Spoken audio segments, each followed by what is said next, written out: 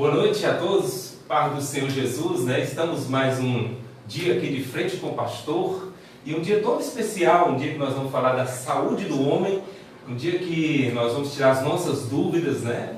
Eu sou homem, né? A turma toda aqui que está aqui hoje é homem e está aqui também conosco o Dr. Márcio, que é professor da UniFG, Dr. Márcio que atende lá na CLIS, também faz cirurgia na Policlínica. Policlínico, faz cirurgia no Hospital Aliança e ainda trabalha na Policlínica também. Isso. Então é essa pessoa que corre e no Novembro Azul aí deve ter trabalhado muito, né? Está aqui conosco, não pôde estar na outra terça, mas nessa terça está e vai tirar suas dúvidas. Você que tem dúvida, entra aí no Facebook, entra aí no Instagram, compartilha essa live com a gente, né? Ou seja, vamos compartilhando com mais pessoas para que nós possamos alcançar mais pessoas nesta noite e você possa participar. E quem vai participar ainda hoje tem o privilégio de ganhar 2 almoços. São almoços que vai ser lá do restaurante Frigideira. O restaurante Frigideira vai estar oferecendo 2 almoços. Pode colocar aqui o restaurante Frigideira. O restaurante Frigideira vai aparecer aqui agora. Então você pode participar aí, participe e você vai estar concorrendo a 2 almoços no restaurante Frigideira. O restaurante Frigideira fica ali na frente do CETEP, na avenida, fala o nome da avenida? Sandoval Moraes.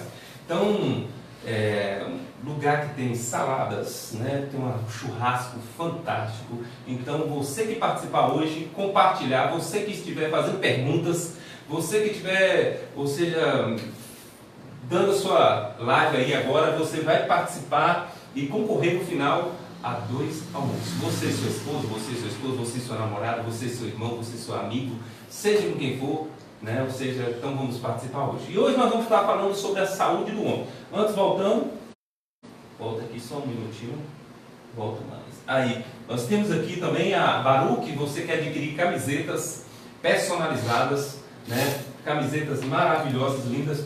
Baruch Store, pode procurar lá nas redes sociais, né? Preços, né, fantásticos, promoções.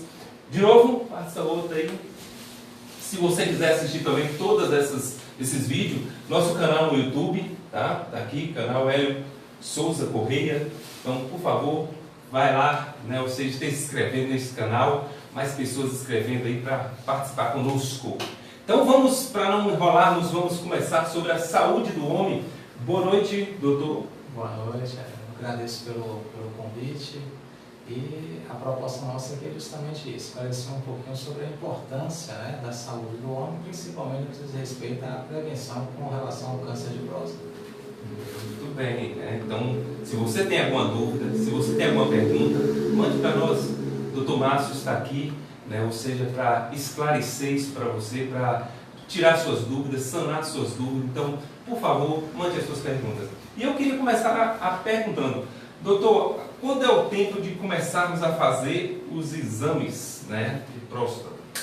Pois a questão da prevenção é algo que gera muita dúvida nas pessoas, né? Porque não se sabe realmente assim qual seria a idade melhor, o momento ideal e tal. Então, o que é estabelecido hoje é que toda pessoa, todo homem deve começar a fazer a sua prevenção a partir dos 50 anos. 50 anos, então...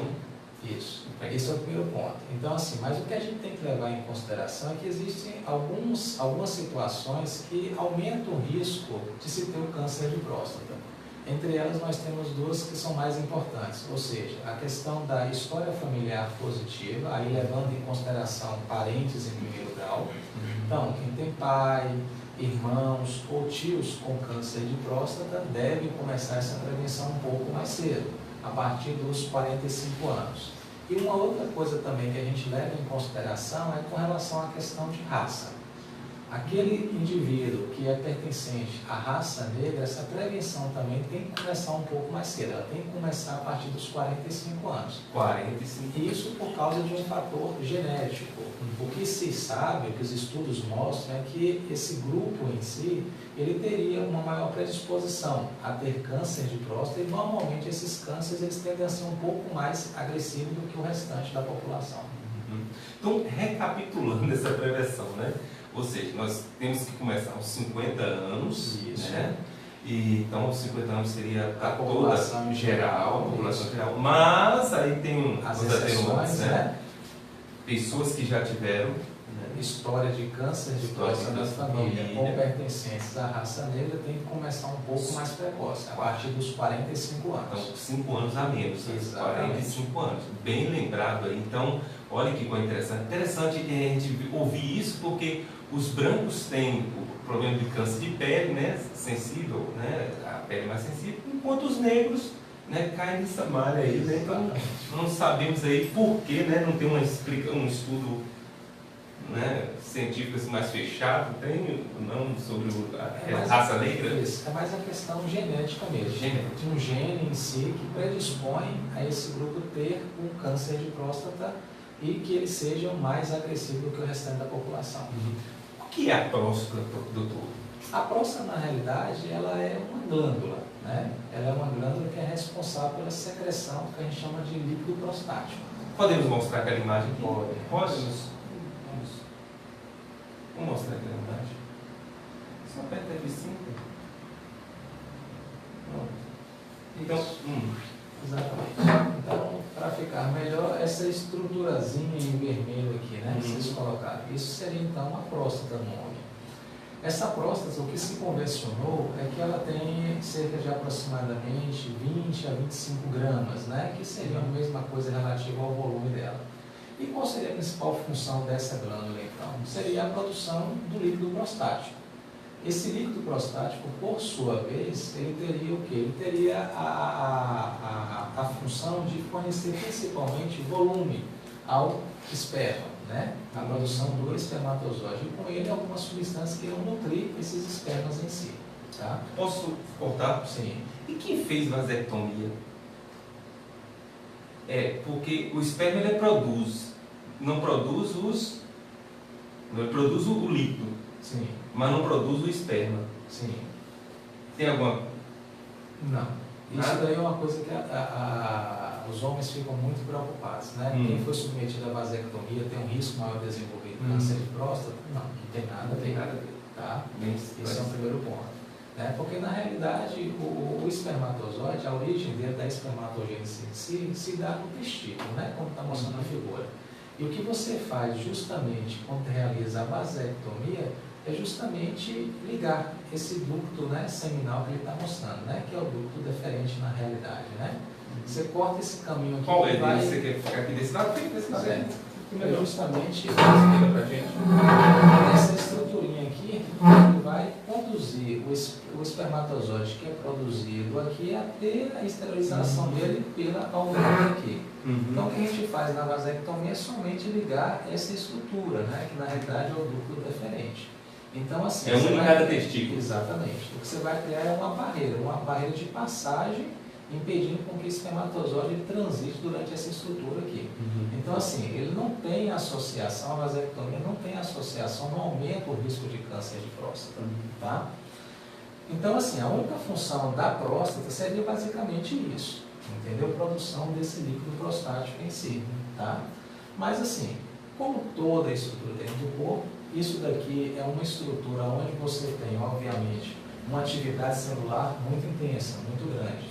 Por quê? Porque o desenvolvimento da próstata no homem em si, ela é favorecida principalmente por via hormonal. Então, é a testosterona que vai estimular a produção, né? Ou seja, o desenvolvimento dessa próstata, vai manter as células ali em atividade. Então, o homem, enquanto ele mantiver vida, ele vai produzir a testosterona e, consequentemente, essa próstata vai estar sempre em atividade. Então, o que acontece isso? Com o passar do tempo, com o avançar da idade, essas estruturas, como demais estruturas do corpo, elas começam a sofrer degeneração. Elas não vão ter a mesma capacidade de regeneração. E aí é que acontece os chamados desvios. Algumas dessas células, elas podem evoluir mal e dar origem ao câncer de próstata em si. Né? Então, é essa glândula aí. E quando acontece a cirurgia, retira ela toda. Isso. A cirurgia por câncer, para o câncer de próstata em si, o que a gente faz é o quê? Então, é a remoção dessa estrutura aqui toda, aqui, ó, levando inclusive as vesículas seminais aqui, ó, que que são locais de armazenamento de espermatozoide, né? E agora, os exames, quais são os exames que são feitos para identificar que a próstata está alterada ou não? Bom, então assim, quando a gente está falando em termos de prevenção, o que a gente preconiza hoje em dia é praticamente a realização de 2 exames, né? Um exame laboratorial, que é o PSA, tá certo? Isso é importantíssimo, e o exame físico, que é através do toque retal, né? O PSA tem numeração, tem código? Normalmente, o que a gente coloca, porque o que a gente tem que ter muito cuidado é quando a gente está avaliando a questão do PSA. Tá? O PSA é uma das ferramentas de avaliação. Então, a gente não pode se prender muito a valores de referência que o laboratório nos coloca. Porque se você utiliza, por exemplo, PSA ultrassensível, o valor de referência de um laboratório é T2,5. Se você utiliza o PSA, né, normal, então esse valor situa-se em torno de 4 a 10, mas o que a gente tem que levar é uma série de outros parâmetros, como a idade do paciente, tá? A situação na qual esse exame foi realizado, que também pode levar a alterações também desses valores. Então, assim, quando trabalha com o valor, não unicamente o valor está no normal, significa que o paciente não tem nada. Pode ser que tenha. Então, a gente tem que associar uma série de variáveis aí, tá? E um outro exame que é importante, né, que faz parte da prevenção, é o toque retal, né? Isso aqui acaba limitando a maioria dos homens a procurar o urologista, né, por conta de prevenção em si, né, por causa da questão do preconceito ainda. E o ultrassom entra em que fase aí? Bom, isso é uma coisa que eu sempre explico para os pacientes, que o ultrassom é exame complementar. O ultrassom não faz parte da avaliação de prevenção para a próstata. Tá? O ultrassom a gente só solicita quando a gente suspeita, por exemplo, que esse paciente tem algum sintoma urinário associado. Então ele é mais utilizado para isso. Quem acha, por exemplo, que o ultrassom substitui o toque retal, está errado, tá? Não é o correto. O que tem sempre que caminhar junto é sempre o exame do sangue, que é o PSA, mais o exame do toque retal. Um completa o outro, é como se fosse um verdadeiro matrimônio. Isoladamente, um ou outro não tem valor. Tá? Estamos conversando com o Dr. Márcio, que é professor, né, atende lá na clínica Cliso. Se você precisar, você é homem acima de 45, 50 anos, pode procurá-lo, entendeu? Para fazer os seus exames, é uma pessoa fantástica. Mande a sua pergunta. Se você tem alguma dúvida, pode mandar aí, ele vai estar aqui falando, mas já temos pessoas aí perguntando. Pastor, tem uma pergunta aqui de Netão. Ele fala assim: doutor, me chamo Neto. Homens com 30 anos ou menos pode ter complicações na próstata? Bom, o que acontece? Poder pode, né? Mas não necessariamente isso pode estar relacionado à questão do câncer de próstata. Tá? Isso é uma coisa que tem que ficar, né, bem ciente. Por quê? A próstata do homem, a partir dos 30 anos, ela começa a entrar naquela fase de desenvolvimento. Ela já existe, mas é o momento que ela pode aumentar, né? Que ela tem sua atividade de crescimento em si. Aí sabe que o pico de maior crescimento dessa próstata é entre os 30 e os 55 anos. Isso coincide justamente com o pico hormonal, né? Onde você tem aquele boom de testosterona no organismo. E é justamente essa faixa etária aí, por volta dos 55 anos, onde você pega a maior parte da população que começa a desenvolver as dificuldades urinárias, né? Você vai ter muito paciente queixando de sintomas urinários em si.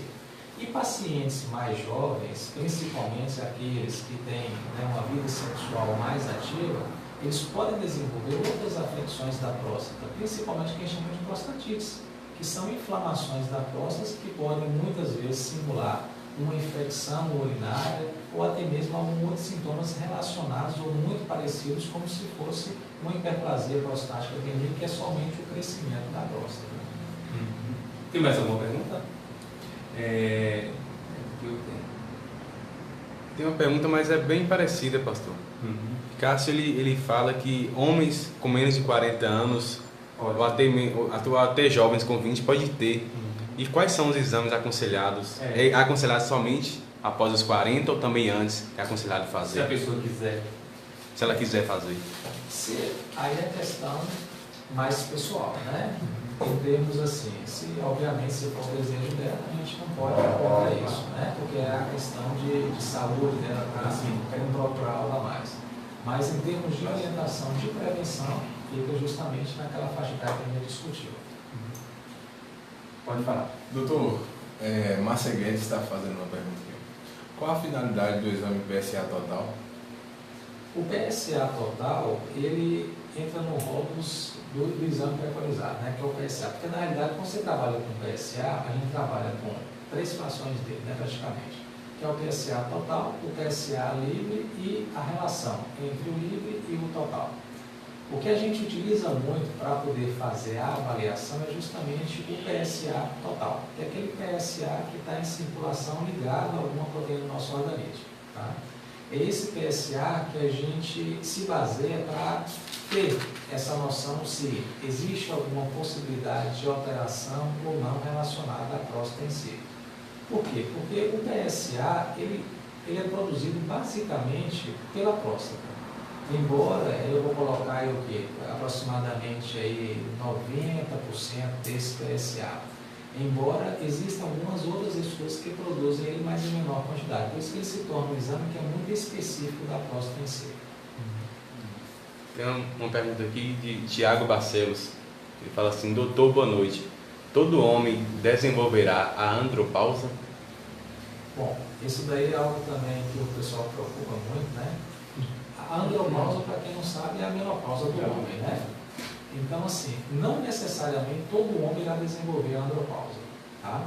Isso varia muito, né? De indivíduo para indivíduo, né? Existem pessoas aí que vão chegar na sua faixa etária de 70, 80 anos e ainda vai manter ainda a questão do desejo sexual, vai manter a questão de uma boa ereção, tudo isso.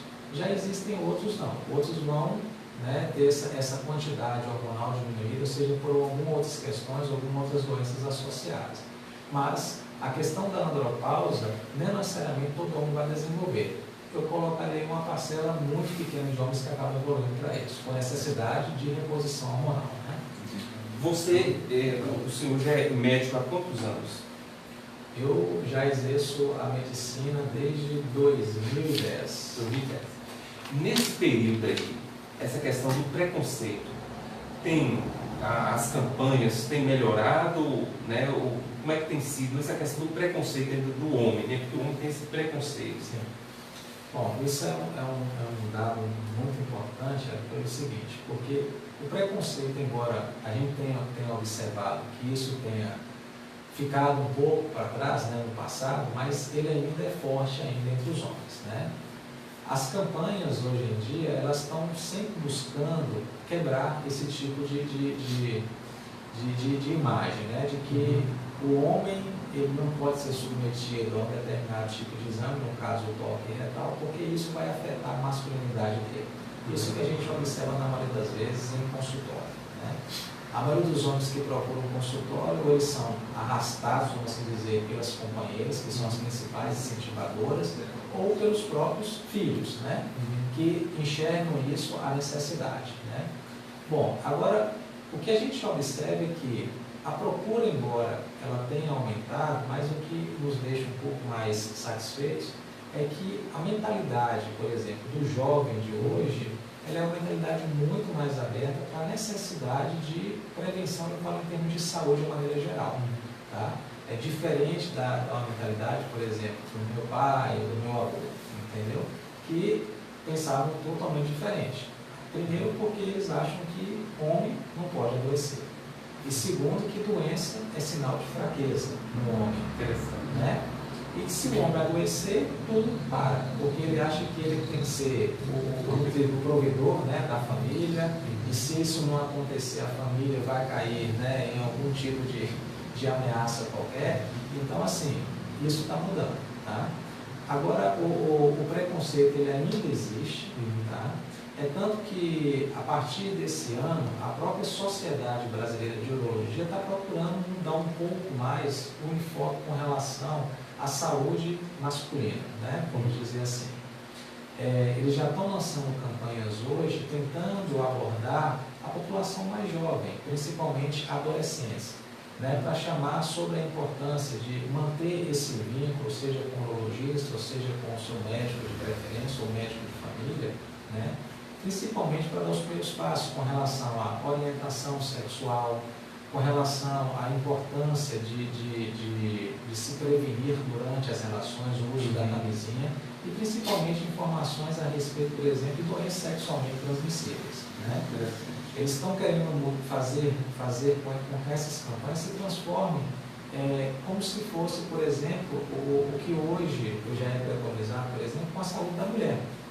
Porque a menina, né, ainda na sua fase ali puberal, quando ela está começando a entrar na adolescência, a mãe já começa a levar ela na ginecologista, ela já começa a ter esse contato com a ginecologista, e provavelmente já se torna uma paciente, né, até o final lá da sua, vamos dizer, próximo da sua menopausa, ou até mais perante a isso. Né? Então é isso que a gente está procurando mudar, essa mentalidade assim. É fazer uma carreira mesmo, a pessoa ali com acompanhamento. Pode fazer. Rogério tem uma pergunta aqui, doutor. Qual é o exame mais indicado, o de toque ou o de sangue? Pois é, isso aí o Rogério ficou feliz nessa assertiva aí, porque é o seguinte, não existe um exame melhor do que o outro, é o que a gente colocou, tem que ser sempre os dois, tá? Não adianta você fazer o exame de toque e o médico falar, o exame do toque está excelente, e você tem um exame de sangue alterado. Isso vai te demandar o quê? Uma pesquisa à parte, que seria a biópsia de próstata. E mesma coisa se você ter um exame de sangue normal e um exame de toque alterado. Então, por isso que é importante os dois serem realizados. Tá? A sensibilidade desses exames separadamente é muito baixa. Então, o que eu sempre preconizo é isso. Nunca realize somente um exame isoladamente, sempre os dois casados. Bom, tem duas perguntas. Primeira, os sintomas, você falou aí, urinado, mas quais são os sintomas mesmo, assim, a próstata alterada, quais são os principais sintomas? Bom, então, o que a gente tem que deixar claro aqui é o seguinte, quando a gente está falando de câncer de próstata, 90% dos pacientes vão ser assintomáticos. Então, é por isso que a gente preconiza a prevenção. Por quê? Porque se você faz a prevenção, você vai diagnosticar mais precocemente a doença e, consequentemente, o tratamento e a chance de cura é maior. Né? Quando você tem sintomas associados ao câncer de próstata, isso significa que você já está com a doença avançada. Agora, o que a gente não pode confundir é o crescimento benigno da próstata com o câncer de próstata. Isso são exemplos de consultório que a gente tem muito. Por exemplo, aquele paciente que chega para poder fazer uma prevenção, ele chega, eu estou fazendo a prevenção porque ou alguém me orientou, ou porque minha esposa e meus filhos estão insistindo para que eu faça, mas eu não sinto nada. Eu sei que para ter câncer de próstata alguma coisa tem que ter algum sintoma para urinar, porque meu vizinho estava tendo dificuldade e tal. Então, a conversa a gente já tem que começar a orientar a partir daí. Então, na maioria das vezes, os sintomas é dado pelo crescimento benigno da próstata. Então, o paciente pode desenvolver as chamadas dificuldades para urinar. Então, isso não tem nada a ver com câncer de próstata, tá? Então, aquela questão de ter, por exemplo, o jato fraco, ou o jato dividido. Exatamente, o jato começa a dividir, ou então começa a levantar muito à noite para fazer xixi, ou vai fazer xixi, tem aquela pausa para começar a iniciar, demora para começar a iniciar. Tá? Ou termina de fazer o xixi e ainda sente aquela sensação de que a bexiga ainda está cheia, isso na maioria das vezes está associado ao crescimento benigno da próstata. Não quer dizer que com isso não exista também a possibilidade de ter um câncer associado, mas o câncer em si, ele não dá sintoma, por isso que a prevenção é importante. Isso. Olha, que palavra boa, né, doutor Márcio está aqui trazendo para os homens, né? Ou seja, um esclarecimento, uma coisa bem próxima da nossa realidade, para que nós possamos, como homens, né, ter esse cuidado, ter esse acompanhamento, tirar o preconceito, né? Ou seja, você que tem acima de 45 anos, que tem histórico, e você que tem 45 anos, que é da raça negra, então já pode começar. E você que tem 50 anos, faça o seu acompanhamento, procure seu urologista, né? Então nós estamos aqui conversando com o doutor Márcio. E a minha outra pergunta é o seguinte: por que tem hora que a pessoa tem câncer de próstata e precisa chegar a tirar os testículos? Bom, Isso daí está muito mais associado com o momento em que o diagnóstico foi feito. Tá? A questão, por exemplo, da remoção dos testículos, que a gente chama de orquiectomia, e aí a gente tem que ficar atento, porque você tem duas maneiras de fazer a orquiectomia. Ela pode ser uma orquiectomia cirúrgica, que é a remoção cirúrgica dos testículos, ou pode ser uma orquiectomia química, que a gente chama, que é a castração química, ou seja, você dá hormônios para combater a produção do hormônio masculino, que é a testosterona. Na maioria das vezes, a gente institui esse tipo de tratamento com sentido, com um intuito paliativo. Ou seja, você não está tratando o câncer de próstata, você está paliando a evolução da doença em si. E são em casos avançados, onde você perdeu a chance de cura desse paciente. Tá? Então, isso daí com o intuito de quê? De você tentar frear o avanço dela e tentar dar uma melhorada na sobrevida desse paciente. E na sua experiência, tem dado, esses pacientes têm vida longa, ou isso tem dado vida longa ou não? Com a retirada? Com a retirada dos testículos?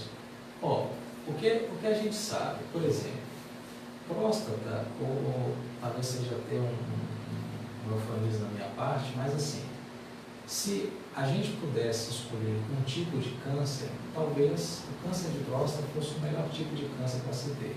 Por que eu falo isso? Porque a doença é uma doença lenta, vagarosa demais, tá certo?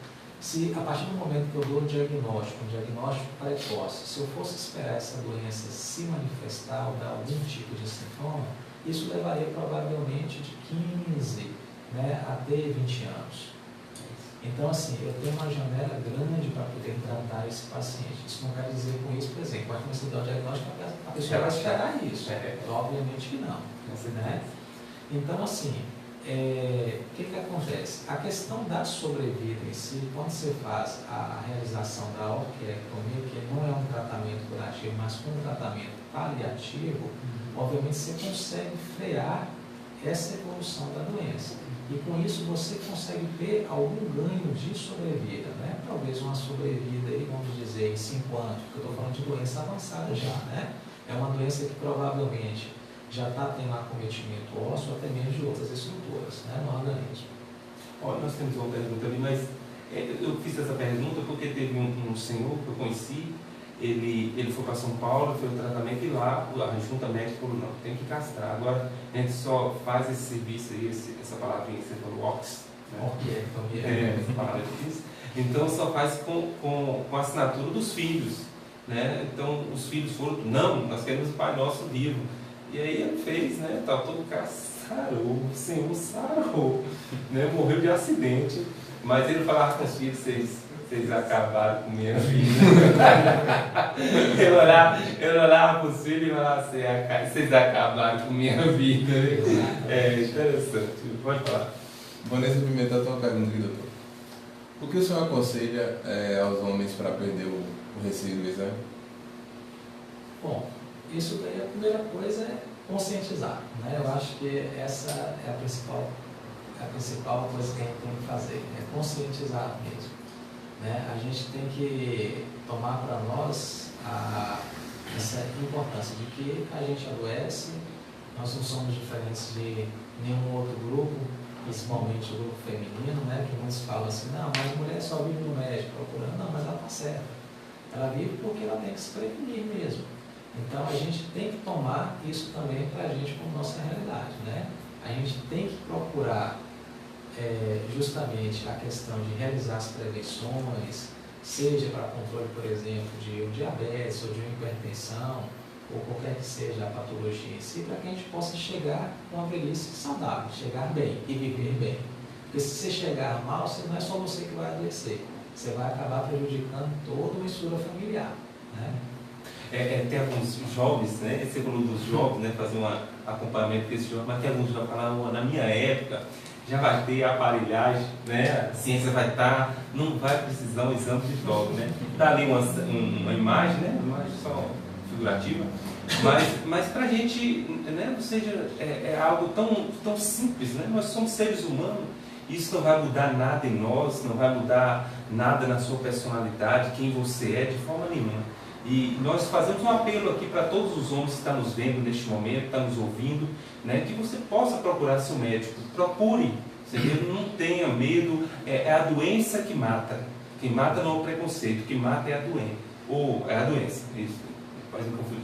Então, quem mata é a doença. Então, nós precisamos fazer frente a isso, nós precisamos passar por cima desses preconceitos.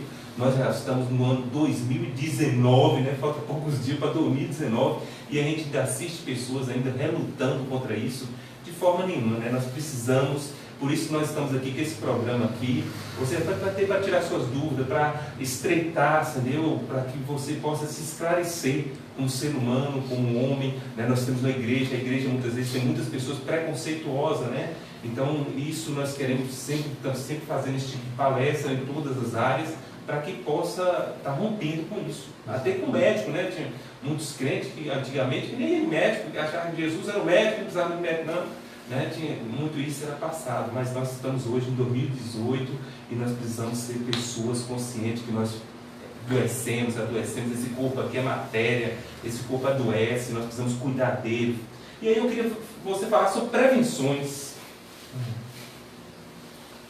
Bom, então assim, o que você tem levantado muito, né, nos últimos tempos, principalmente em termos assim de, vamos dizer, os chamados mitos, né, vamos colocar. Então assim, a questão, por exemplo, de alimentações, né? Alimentações. Bom, a alimentação saudável é importante? É importante. Toda alimentação saudável vai te ajudar a prevenir de alguma coisa, obviamente. Né? Vai te ajudar a prevenir de você ter, por exemplo, um diabetes, com hipertensão. Tá? Com relação ao câncer de próstata, o que a gente sabe é o seguinte, não existe, com bases científicas ainda, né? Eu falo ainda porque a medicina está sempre evoluindo. O que a gente está falando hoje pode ser uma verdade, mas amanhã já não passa, já não é mais, né? É isso aí. Então, assim, não existe alimentos hoje, por exemplo, comprovadamente que vão diminuir a chance de se ter um câncer de próstata, né? Acreditava-se muito, por exemplo, que alimentos vermelhos, né? Ou frutas vermelhas, como tomate, por exemplo, seria algo que iria ajudar na prevenção, evitaria o câncer de próstata. Na realidade, isso não tem embasamento científico, né? Uma outra coisa que também a gente vê muito, por exemplo, paciente que chega com PSA alterado. Existe medicamento para baixar o PSA, para não evoluir com câncer de próstata? Isso também é um outro mito também. Tá? Na maioria das vezes, aquele conhecido seu, por exemplo, que foi um médico, o PSA estava elevado, passou um remédio e o PSA baixou, normalizou, na realidade esse medicamento ele não está tratando a questão da doença em si. Esse medicamento aí, ele está fazendo uma maquiagem em cima do PSA. Então a gente tem que ter muito cuidado com relação a isso. O que a gente acha que está normal, na realidade continua a ser alterado também. Tá certo? E existem outras coisas, como por exemplo, vitamina E, vitamina K, essas coisas ajudam a combater o câncer de próstata, também não tem comprovação científica. Tá? Né? E a questão, por exemplo, de se fazer a questão da vasectomia aumenta a chance de câncer de próstata, não tem correlação. Uma outra coisa... Andar de bicicleta? Isso. Andar de bicicleta, andar de moto, andar de animal, também não tem relação nenhuma. Interessante. Olha, eu sempre soube que servindo de bicicleta era problema. Não tem nada a ver. E uma outra coisa também, que é muito comum também, é a questão, por exemplo, que é muito comum entre os jovens, né? A questão da masturbação, até mesmo em adultos. Né? Masturbação aumenta o risco de câncer de próstata, também não tem relação nenhuma com relação a isso. Certo? Então não precisam ficar preocupados. Fator de risco para câncer de próstata é o quê? Primeiro, ser homem. Não tem jeito, porque a próstata é única do homem. Segundo, a questão da idade. Né? Quanto mais se vive, maior a chance de se ter o câncer de próstata. E a questão da história familiar positiva. Né? Esses talvez sejam, e a questão da raça. Esses sejam talvez os fatores mais importantes. Muito bom, viu? Olha, esse esclarecimento fantástico em relação à alimentação e em relação a essa questão de bicicleta, né? O pessoal sempre coloca esses dados, né? Então, E a gente encontra isso nas redes sociais, encontra na internet. A internet o fake news não para, não, sabe? As pessoas têm sempre colocado isso aí. Então, por isso que é importante consultar um médico. Essa é a pessoa que vai trazer uma resposta plausível para você. Fabinho, tem uma pergunta aqui, pastor. Por que as mulheres fazem o autoexame e os homens não? Aí é a questão do preconceito. É isso que a gente tem que procurar mudar, né? A gente tem que procurar entrar nessas cabecinhas aí e tentar, né, gerar aquela luzinha para eles entenderem a importância que é a prevenção. Como já foi colocado, né? É um exame rápido, é um exame simples, entendeu? Não gera dor, não gera desconforto. A pessoa só precisa aí, o quê? De mente aberta e de coração aliviado, né? Doutor, uma vez que esse exame for feito, qual é o período que eu posso esperar para fazer novamente? Ótimo. Então, assim, se você faz, por exemplo, a prevenção corretamente, que é o quê? A questão do exame do PSA e a questão do toque, e esses dois se encontram dentro daquele padrão de normalidade, você só vai precisar repetir esse exame novamente daqui a um ano. E aí uma coisa também que o pessoal sempre fica em dúvida, né? Tá, eu vou começar a fazer esse exame a partir dos 50 anos. E até quando que eu vou manter essa realização? Tá? O que se preconiza hoje é que esse exame ele se mantenha até os 75 anos. Em alguns locais, depende de protocolos, né? Eles vão até 80 anos. Tá? Então, mas até os 75 anos seria a data limite para se manter a questão da realização da prevenção. Depois disso, o que a gente sabe é que, se até essa idade o diagnóstico de um câncer de próstata não foi dado, se ele for dado a partir desse momento, quer dizer, você já ultrapassou a expectativa de vida. E como a doença tem essa evolução lenta de 15 anos aí, então provavelmente você já vai estar lá com seus 90 e tantos, quase 100 anos. Então você não tem nem necessidade mais de realizar tratamento. Então é por isso que esse limite é estabelecido. Tá, muito bom, muito bom. É isso aí, povo de bem abençoado, né? Então, tirando todas as dúvidas, tirando todos os preconceitos, né? De frente com o pastor, com o doutor Márcio. Márcio atende lá na Clínica Cristo, lá é 1406?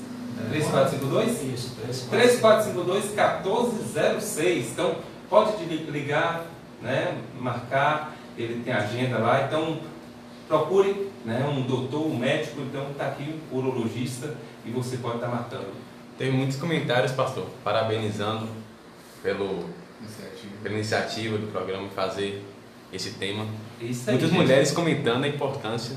Muito bom, que Deus esteja assim abençoando. Eu queria fechar, nós vamos entregar um presentinho para o doutor Márcio, mas antes eu queria ler um texto para a gente sempre estar orando e fazer um sorteio. O Salmo 62, Salmo 60, versículo 12, diz assim: com Deus conquistaremos a vitória, e Ele pisoteará os nossos adversários. Então você que está nos ouvindo, né, você que, né, ou seja, parou nesta noite para ouvir esta palestra, então com Deus nós conquistaremos a vitória. Em Deus. Então em Deus não há preconceito, em Deus não há, né, essas besteiras que a pessoa coloca na cabeça. Então com Deus nós conquistaremos a vitória. E que Deus esteja abençoando a tua noite, que Deus esteja abençoando a tua vida. Nós agradecemos pelo Dr. Márcio, pelo tempo que ele tirou, né? Nós sabemos da correria. Eu até estava falando, Dr. Márcio, você está magro, foi a correria, trabalhando demais. Né? Teve a filhinha agora, como é o nome da sua filhinha?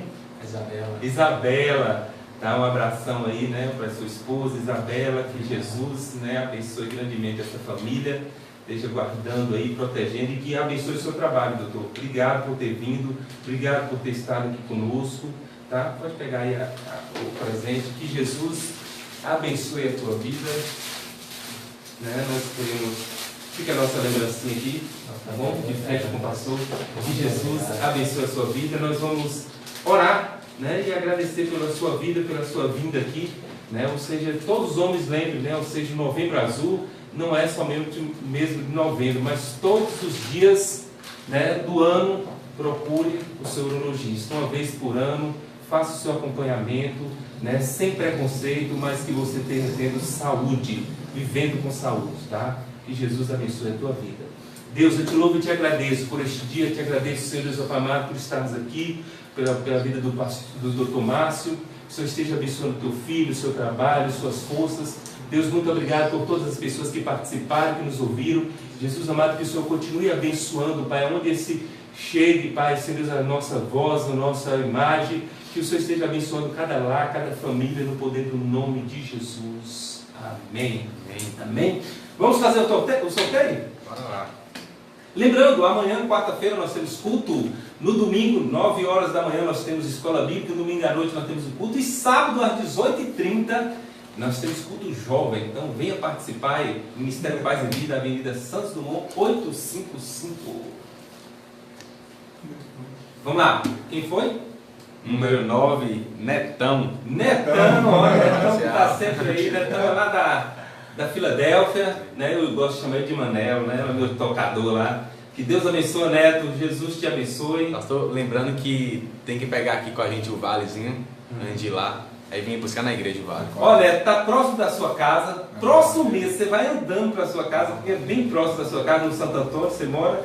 Então você vai pegar com a gente, né, o vale para dois almoços lá no Frigideira, tá? Yane, Estênio, que Jesus abençoe vocês aí, bom trabalho, Deus abençoe, doutor, que Jesus abençoe. Gente, brigadão aí, abração para todos, até terça que vem.